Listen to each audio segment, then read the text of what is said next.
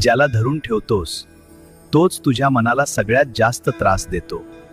आठवणी असोत, माणसं असोत किंवा काही अपूर्ण राहिलेल्या गोष्टी वाहतो, त्यांना जितकं पकडून ठेवशील तितकंच तू स्वतःला हरवत जाशील. हे लक्षात ठेव, सगळं आपल्या मनासारखं होण्यासाठी नसतं. काही गोष्टी तुटण्यासाठीच येतात आणि काही नाती संपण्यासाठीच जुळतात. म्हणून स्वतःला थांबव आणि विचार कर. ज्याच्यामुळे तुझी शांतता हरवते त्याला आयुष्यात ठेवण्याचा काय उपयोग? सोडून देणं म्हणजे हार मानणं नाही.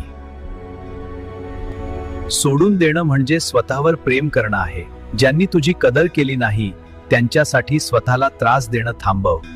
आणि जे निघून गेलं कधीच तुझ्यासाठी नव्हतं